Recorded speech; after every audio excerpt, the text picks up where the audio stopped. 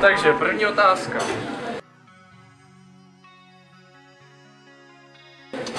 Teda první odpověď. Jezdím vlastně úplně náhodou. Nevím, na koho se mám dívat. No, jezdím úplně náhodou. No, jako ze začátku, když jsem tam byl jako praktoš nebo nejstarší, tak jako vůbec ta parta lidí.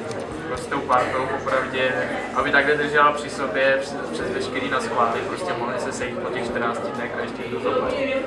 To jako to mně přišlo to a nějak prostě se mi to líbí na 14 dní vypadnout z civilizace po prázdninách. S lidma, který jsme vlastně nebyli. Na Dlužících jezdí především kvůli lidem, třeba kvůli Ráďovi nebo Zelené. A je to tam prostě nejlepší, všichni jsou skvělí a hodní a strašně a je to prostě nejlepší. Tak jezdím na druhý byt, protože přetáčíš, protože ty lidi tady jsou prostě moje rodina a je to tam úplně skvělý a jsem hrozně ráda, že tady teďka jsem, protože po táboře se mi měsíc zdálo o tom, ovšem, teď se mi zase měsíc před tím letím zdá o táboře a pak se tam hrozně těším a nevím, co bych tomu řekla. Tak já jsem se dostal na druhý běh přes Segru a přes Rostru Mokrýho a je to úplně boží, protože se tady hrozně líbí s těma lidmama, úplně paráda. Super kolektiv. Super. Asi proč jezdím na druhý běh, tak jelikož to je nejlepší běh ever a žádný jinak neexistuje. Takže jako nějaký první běh, to je největší úzor. A třeba to druhá otázka. No tak to partu lidí, to prostě to, že se tam taky vždycky lezem a jak se dokážu postarat o takovou bandu děcek. To je nejtrestnější. 14 dní se staráš o to, co zvládají rodiče celý život. Tak dáme jenom jedno a ty máš 10. Jezdím tam protože druhý běh miluju, protože mě tam dostali kamarádi a je to pro mě přemová část života. Zbožňuju ty lidi tam, zbožňuju to prostředí, zbožňuju druhý běh. Proč? Protože tam jezdím už od mála a mám ráda lidi, mám ráda lidi, který mám Kolektiv. Mně to stačí, to je jedno slovo, kvůli tomu tam jezdí. Takže proč jezdím na Zubří? Protože Zubří je nezapomenutelný a stojí to nám vždycky za to. Hej, protože mám rád druhý běh obecně a navíc já jsem a jako jel, protože jsem měl bezúkol dietu, ale to je jedno. Hej, mám rád Čínu, že jo, samozřejmě, terec. A nevím, prostě ten druhý běh, skvělý vedoucí, skvělý lidi a děti, které jezdí každý rok. A je to prostě super a nikdy bych nejel na jiný běh než na druhý. Na druhý běh jezdím, protože tam je zkrátka ta nejlepší parta, my prostě svědová Čína, hlavní vedoucí a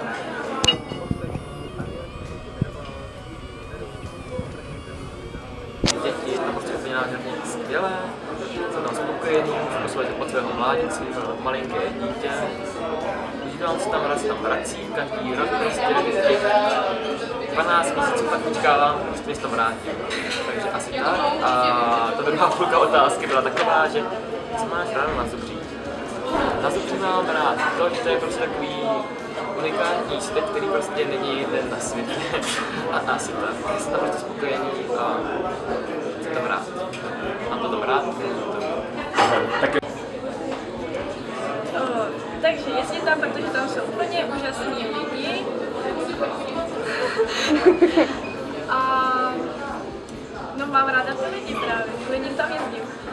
A bez ona jinde nemají. A je to Na druhý běh. Jsou tam super děcka, jsou tam perfektní vedoucí. Mám odpovídat konkrétně, proč druhý běh? Cokoliv, co ti napadne, prostě vyper to tam, co máš na srdci, to nám řekni. Je tam hrozně příjemná atmosféra.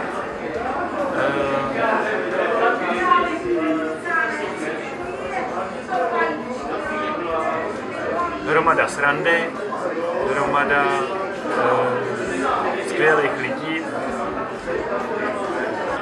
Takže na druhý běh jezdím z toho důvodu, že je tam skvělý kolektiv hlavně Šiny, že máme skvěle to řídí a naprosto skvělý tábor, skvělý zážitky a nejlepší, to je prostě léto.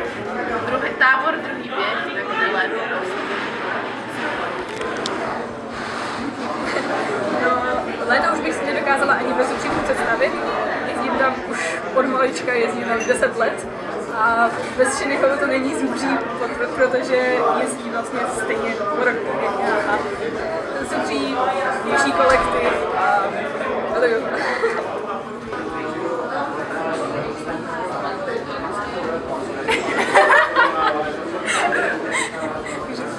Já začínám?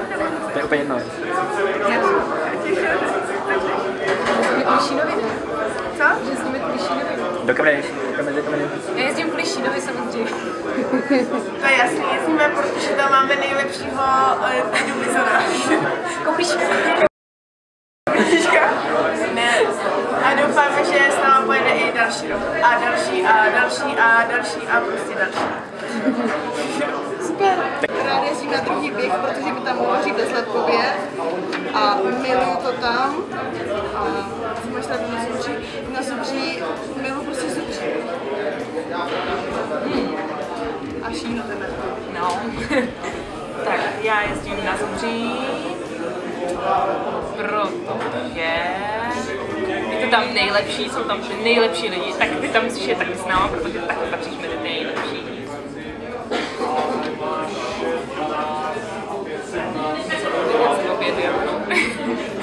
Tak stačí.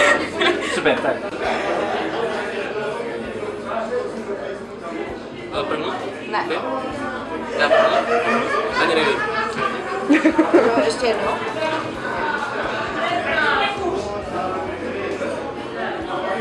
Já jsem odpověděl. Ty odpovídám. Chápeš to? Já jsem řekl, že ani nevím. Ale raději vždycky ukáž tebe, jak mě tu otázku, ty musíš odpovědět do kamery, až budu natáčet. A teď já jsem právě odpověděl, teď.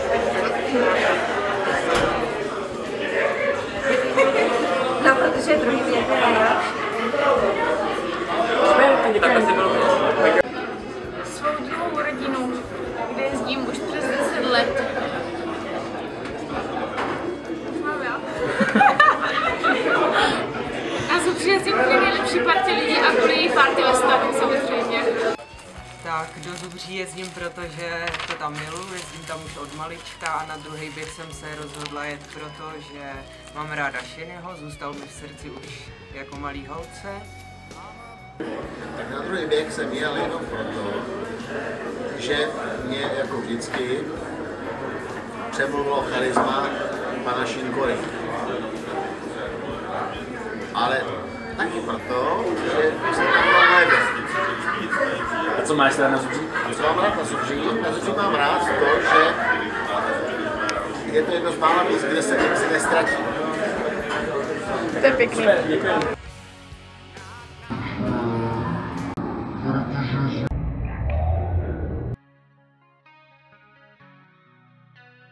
Takže.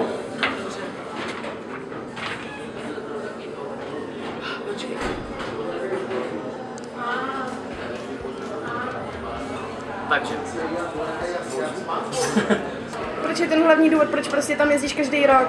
Jako, myslíš ten každý rok, když jsem jako loni vynechal, jo? Přesně tak. No, každý rok. A pak druhá, jo? Natáčíš a do kamery odpovídáme. Proč jezdíš na druhý běh, co máš ráda na Zubří? No. Ne, teď musíš říct do kamery. Nemáš zrcadlo. Nevadí, pojď.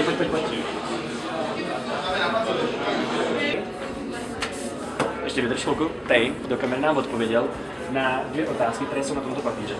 Já to ukážu a ty potom na ně odpovíš do kamery. Šína.